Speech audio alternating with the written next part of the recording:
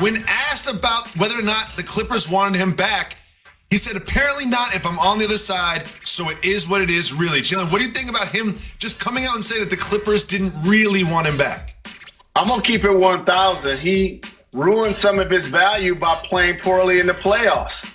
You're going to see a lot of people getting big deals this offseason.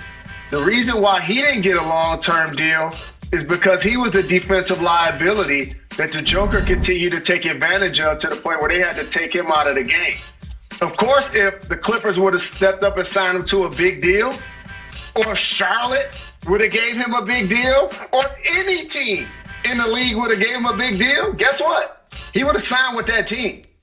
He signed with the Lakers because they were offering a 2-year deal, an opportunity to win a championship, and he hopes to replay his value as somebody that won Sixth Man of the Year.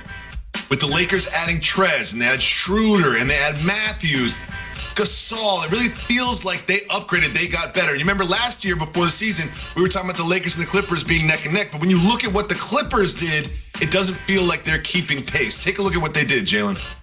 Well, it's not just the Clippers, it's the rest of the league, Jacoby. And you got to look at it from a standpoint almost like a real estate transaction. The Los Angeles Lakers are a storied brand and a franchise that over the history of their team, if you look at some of the all-time great players like Wilt Chamberlain, Kareem Abdul-Jabbar, Shaquille O'Neal, LeBron James, Anthony Davis, none of those guys were drafted by the Lakers. They went to Los Angeles because, number one, it's a terrific franchise, but also because they wanted to be in LA. It's just going to be more attractive than other places across the league. So for the Clippers, who plays in their building, eventually will get their own, they also had a really good offseason, Jacoby. They still have Kawhi and PG and Lou Will.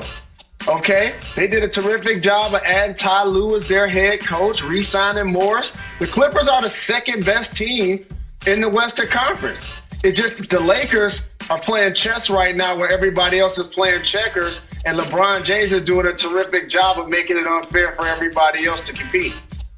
Well, two things. The one thing that the Lakers and the Clippers have in common is they both have players from the Oklahoma City Thunder. Obviously, Paul George with the Clippers, and now Dennis Schroder with the Lakers. Jalen, when you look at all of the players that the Thunder have acquiesced, coached up, and then lost, what do you think about their strategy this offseason?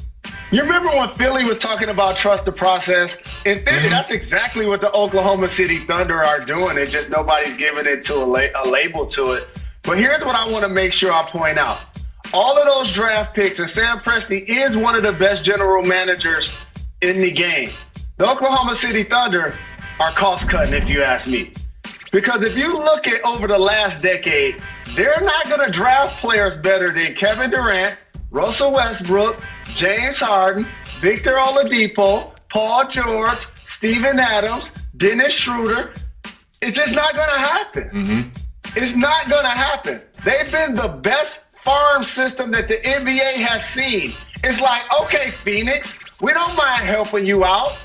We'll send you Chris Paul after he helped lead us to the playoffs. Wouldn't most teams be trying to keep SGA and Schrader together? But no, they will give up Schrader and trade him to the defending world champion. Didn't Danilo Gallinari just get a big deal with the Atlanta Hawks to help them out? Didn't Steven Adams just go to New Orleans to help them out?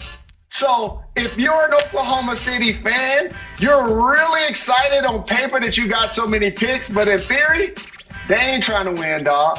They cost cutting. They cost cutting. They are. They absolutely are. Dennis Schroder is now on the Lakers, and I used to call him Schrader as well, but I think he changed it. But he did like a Robinson thing on us halfway through his career. Now, Jalen, there's another interesting report from the NBA, and that is not just that John Wall no longer wants to be with the Wizards, but the GM, Tommy Shepard, says we have absolutely no plans on trading Wall. What do you think about the GM coming out and straight up saying he can ask all he wants?